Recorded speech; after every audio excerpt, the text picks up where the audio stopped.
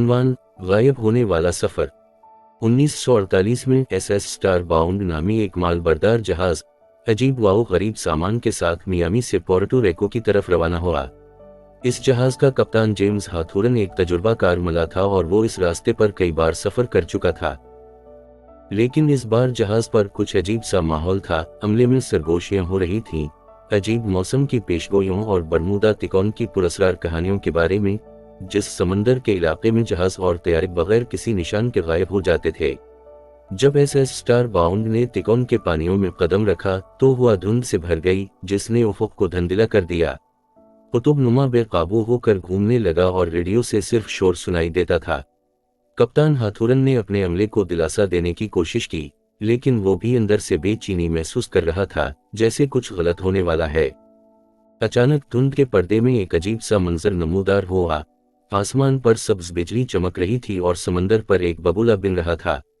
پانیوں نے جہاز کو اپنی لپیٹ میں لے لیا اور SS اسٹار باؤنڈ کو ببولے کے مرکز کی طرف کھینچنے لگا۔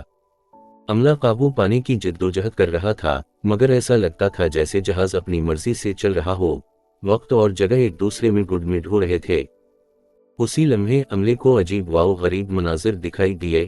سمندر کی گہرائیوں میں ڈوبے شہر، وقت کی گمشدہ قدیم کشتیاں اور سائے جیسے وجود جو پانی میں تیر رہے تھے۔ ایسا محسوس ہو رہا تھا جیسے وہ ایک مختلف دنیا میں داخل ہو چکے ہیں، جہاں وقت اور خلا کا کوئی اصول نہیں۔ پھر اتنی ہی تیزی سے جیسے یہ سب کچھ آیا تھا، ببولا غائب ہو گیا۔ SS اسٹار باؤنڈ خود کو پرسکون اور صاف آسمان تلے پایا، مگر کچھ بدل چکا تھا۔ جہاز پر سمندری بھونگے لگے ہوئے تھے، وہ زنگ آلود ہو چکا تھا، جیسے یہ دہائیوں سے سمندر میں گم ہو۔ جب کپتان ہاتھورن نے میامی سے رابطہ کرنے کی کوشش کی تو دوسری طرف حیرت اور بے یقینی کی آوازیں سنائی دیں۔ ریڈیو پر سنائی جانے والی تاریخ 22 اکتوبر 1978 تھی۔ 30 سال گزر چکے تھے۔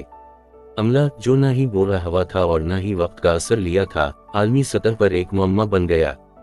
جب جہاز آخرکار میامی کی بندرگاہ پر پہنچا تو سائنسدان، صحافی اور سازشی نظریات کے حامی اس کے گرد جمع ہو گئے، لیکن کوئی بھی یہ سمجھ نہ سکا کہ اصل میں کیا ہوا تھا اور SS اسٹار باؤنڈ برمودا تکون میں 30 سال کیسے گم رہا۔